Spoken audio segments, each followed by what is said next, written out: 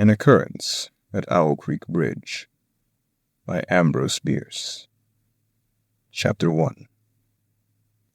A man stood upon a railroad bridge in northern Alabama, looking down into the swift water 20 feet below. The man's hands were behind his back, the wrists bound with a cord. A rope closely encircled his neck.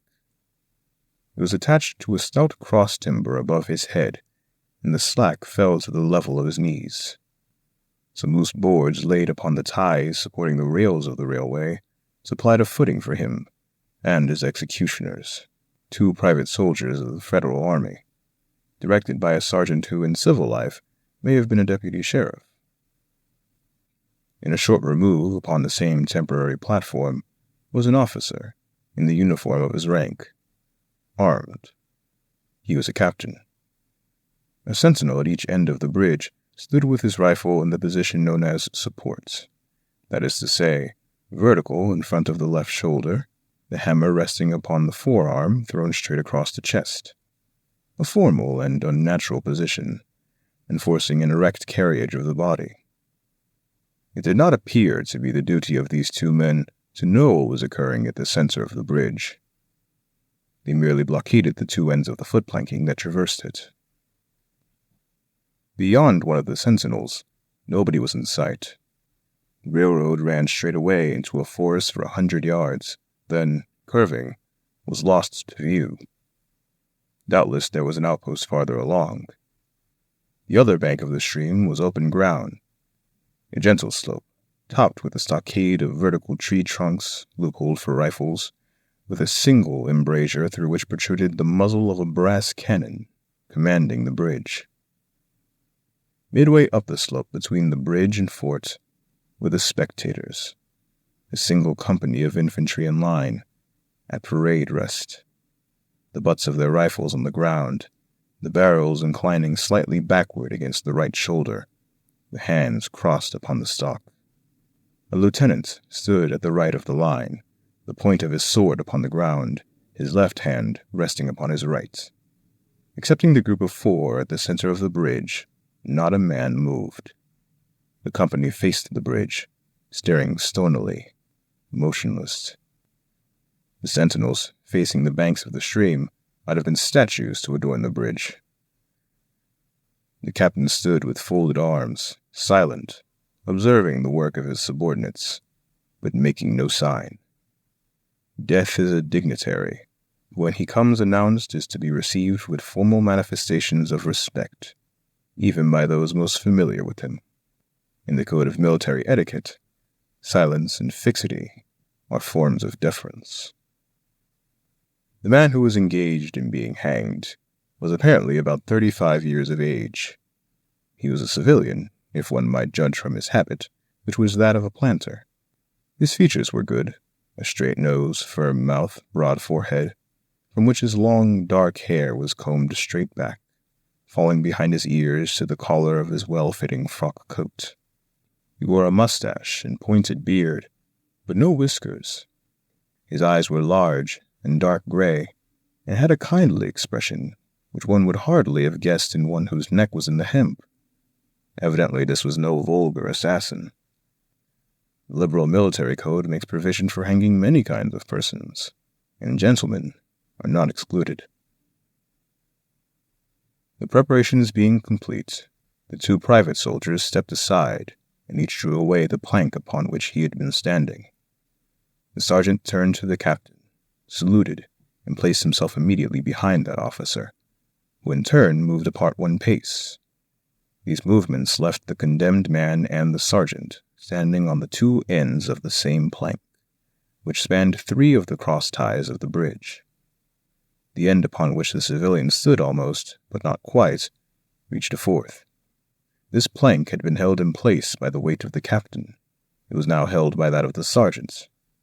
At the signal from the former, the latter would step aside, the plank would tilt, and the condemned man go down between 2 ties. The arrangement commended itself to his judgment as simple and effective. His face had not been covered nor his eyes bandaged. He looked a moment at his unsteadfast footing, then let his gaze wander to the swirling water of the stream racing madly beneath his feet.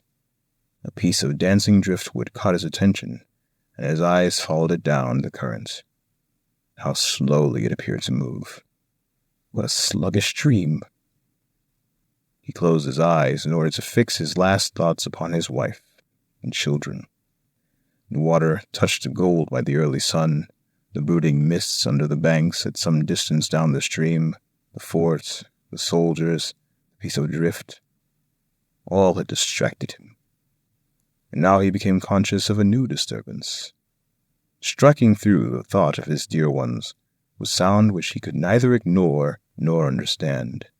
A sharp, distinct, metallic percussion, like the stroke of a blacksmith's hammer upon the anvil.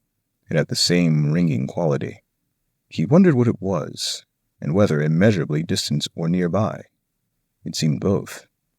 Its recurrence was regular, but as slow as the tolling of a death knell. He awaited each new stroke with impatience, and, he knew not why, apprehension. The intervals of silence grew progressively longer. The delays became maddening. With their greater infrequency, the sounds increased in strength and sharpness. They hurt his ear like the thrust of a knife. He feared he would shriek. What he heard was the ticking of his watch. He unclosed his eyes and saw again the water below him. If I could free my hands, he thought, I might throw off the noose and spring into the stream. By diving, I could evade the bullets and, swimming vigorously, reach the bank, take to the woods and get away home. My home, thank God, is as yet outside their lines. My wife and little ones are still beyond the invaders' farthest advance. As these thoughts, which have here to be set down in words, were flashed into the doomed man's brain rather than evolved from it, the captain nodded to the sergeant. The sergeant stepped aside.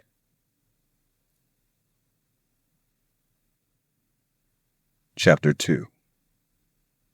Peyton Farquhar was a well-to-do planter of an old and highly respected Alabama family. Being a slave owner and, like other slave owners, a politician, he was naturally an original secessionist and ardently devoted to the Southern cause. Circumstances of an imperious nature, which it is unnecessary to relate here, had prevented him from taking service with that gallant army which had fought the disastrous campaigns ending with the fall of Corinth, and each chafed under the inglorious restraints, longing for the release of his energies, the larger life of the soldier, the opportunity for distinction. That opportunity, he felt, would come, as it comes to all in wartime. Meanwhile, he did what he could. No service was too humble for him to perform in the aid of the South, no adventure too perilous for him to undertake if consistent with the character of a civilian who was at heart a soldier, and who, in good faith and without too much qualification, assented to at least a part of the frankly villainous dictum that all is fair in love and war. One evening, while Farquhar and his wife were sitting on a rustic bench near the entrance to his grounds, a gray-clad soldier rode up to the gate and asked for a drink of water. Mrs. Farquhar was only too happy to serve him with her own white hands. While she was fetching the water, her husband approached the dusty horseman and inquired eagerly for news from the front. "The Yanks are repairing the railroads," the man, "and are getting ready for another advance. They have reached the Owl Creek Bridge, put it in order, and built a stockade on the north bank. The commandant has issued an order, which is posted everywhere, declaring that any civilian caught interfering with the railroad, its bridges, tunnels, or trains will be summarily hanged. I saw the order." "How far is it to the Owl Creek Bridge?" Farquhar asked. "About 30 miles. Is there no force on this side of the creek?" "Only a picket post half a mile out, on the railroad, and a single sentinel at the end of the bridge." "Suppose a man, a civilian and a student of hanging, should elude the picket post and perhaps get the better of the sentinel," said Farquhar, smiling. What could he accomplish? The soldier reflected. I was there a month ago, he replied. I observed that the flood of last winter had lodged a great quantity of driftwood against the wooden pier at this end of the bridge. It is now dry, and would burn like tinder. The lady had now brought the water, which the soldier drank. He thanked her ceremoniously, bowed to her husband, and rode away. An hour later, after nightfall, he repassed the plantation, going northward in the direction from which he had come. He was a Federal scout.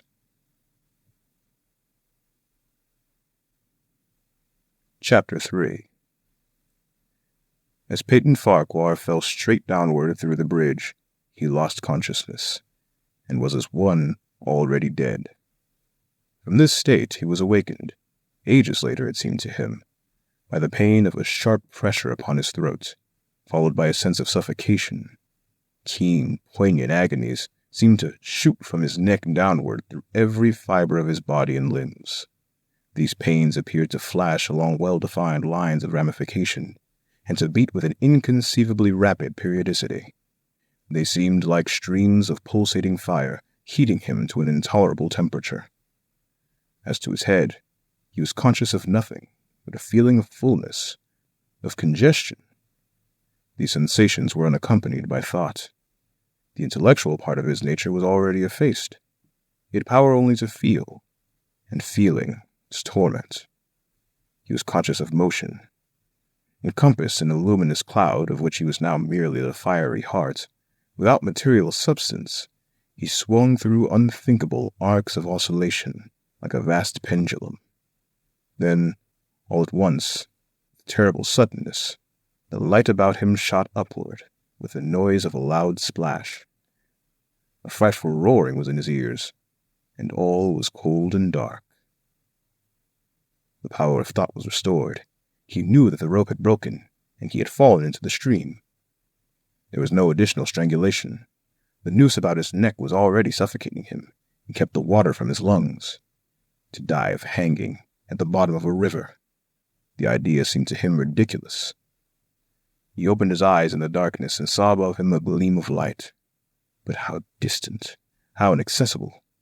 He was still sinking, for the light became fainter and fainter until it was a mere glimmer. Then it began to grow and brighten, and he knew that he was rising toward the surface. He looked with reluctance, for he was now very comfortable. To be hanged and drowned, he thought. That is not so bad. But I do not wish to be shot. No, I will not be shot. That is not fair. He was not conscious of an effort, but a sharp pain in his wrist apprised him that he was trying to free his hands. He gave the struggle his attention, as an idler might observe the feat of a juggler, without interest in the outcome. What splendid effort!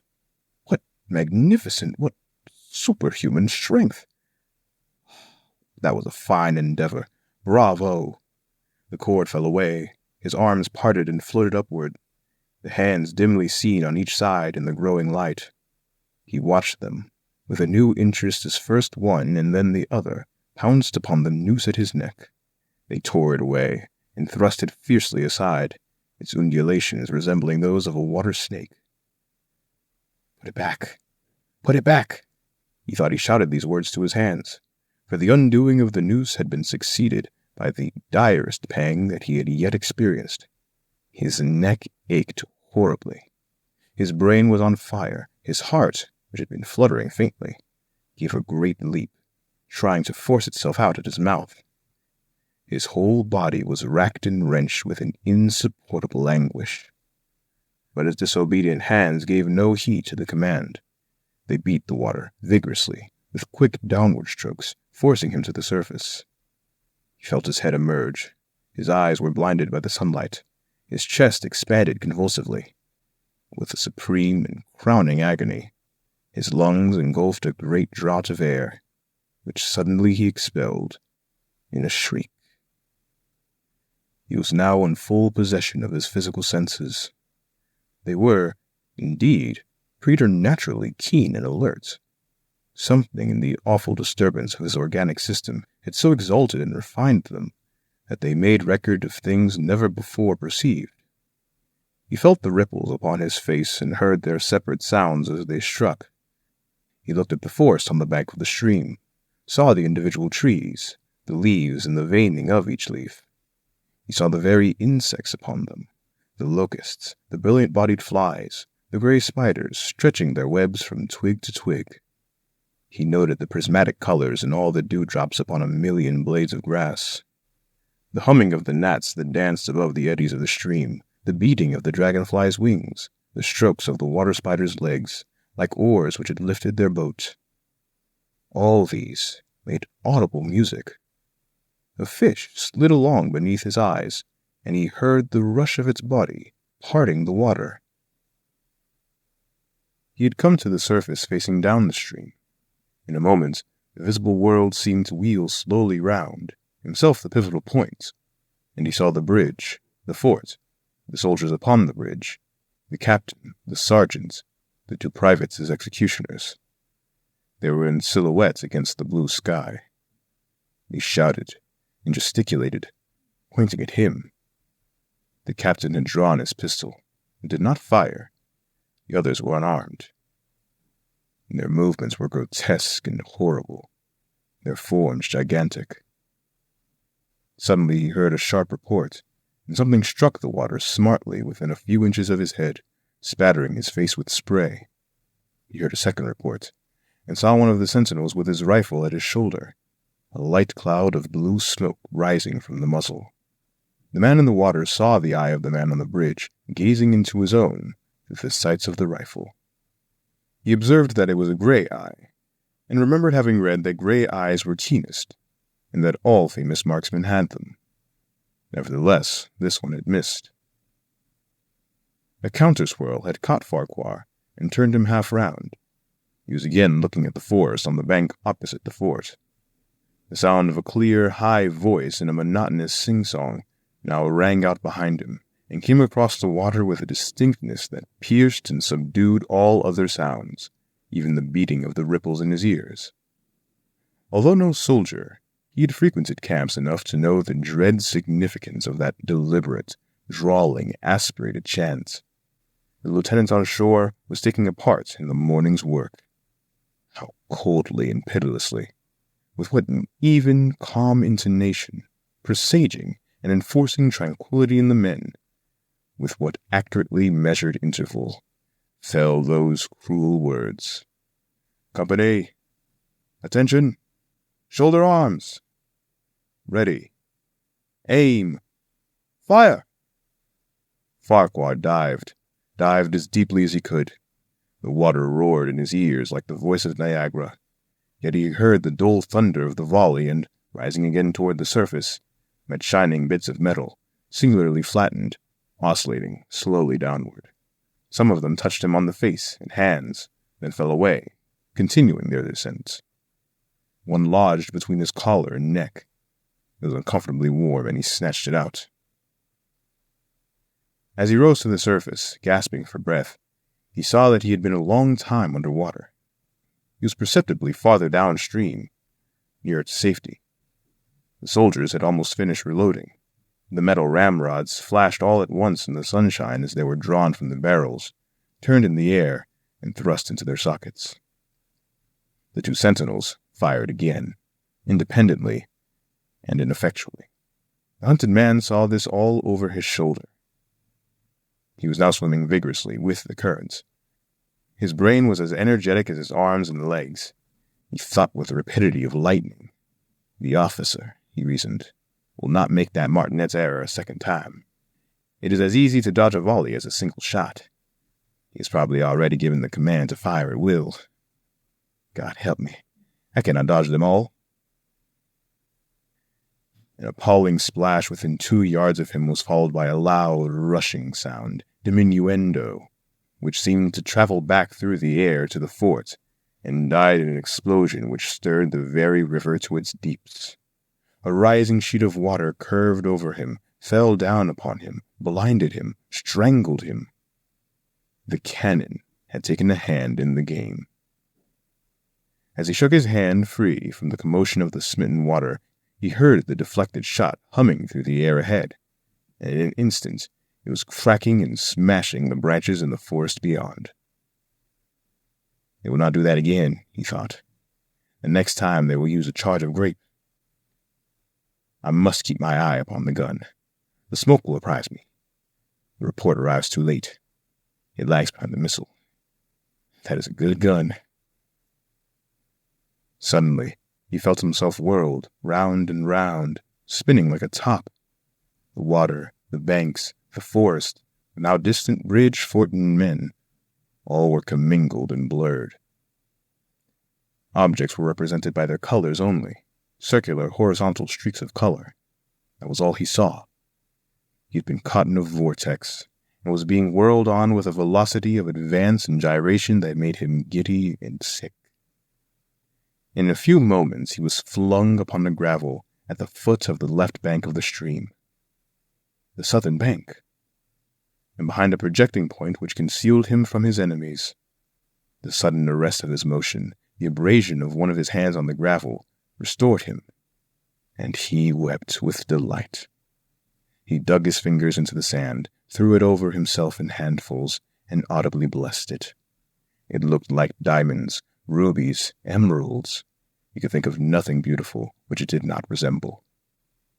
The trees upon the bank were giant garden plants. He noted a definite order in their arrangements, inhaled the fragrance of their blooms. A strange roseate light shone through the spaces among their trunks, and the wind made in their branches the music of aeolian harps. He had not wished to perfect his escape. He was content to remain in that enchanting spot until retaken. A whiz and a rattle of grape shot among the branches high above his head roused him from his dream. The baffled cannoneer had fired him a random farewell. He sprang to his feet, rushed up the sloping bank, and plunged into the forest. All that day he traveled, laying his course by the rounding sun. The forest seemed interminable. Nowhere did he discover a break in it, not even a woodman's road. He had not known that he lived in so wild a region. There was something uncanny in the revelation. By nightfall he was fatigued, footsore, famished. The thought of his wife and children urged him on. At last he found a road which led him in what he knew to be the right direction. It was as wide and straight as a city street, yet it remained untraveled. No fields bordered it, no dwelling anywhere.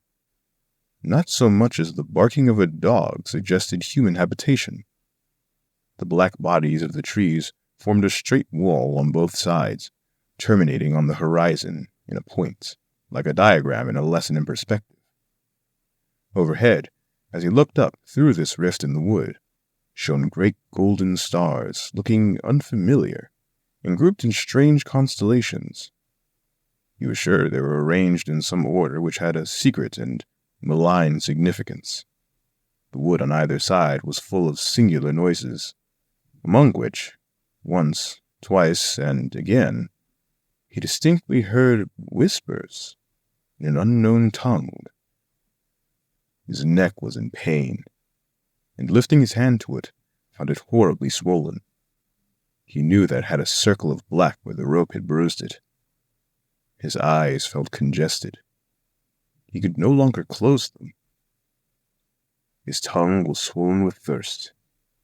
He relieved its fever by thrusting it forward from between his teeth into the cold air. How softly the turf had carpeted the untraveled avenue. He could no longer feel the roadway beneath his feet. Doubtless, despite his suffering, he had fallen asleep while walking, for now he sees another scene. Perhaps he has merely recovered from a delirium. He stands at the gate of his own home. All is as he left it, and all bright and beautiful in the morning sunshine. He must have traveled the entire night. As he pushes open the gate and passes up the wide white walk, he sees a flutter of female garments. His wife. looking fresh and cool and sweet, steps down from the veranda to meet him. At the bottom of the steps, she stands waiting, with a smile of ineffable joy, an attitude of matchless grace and dignity.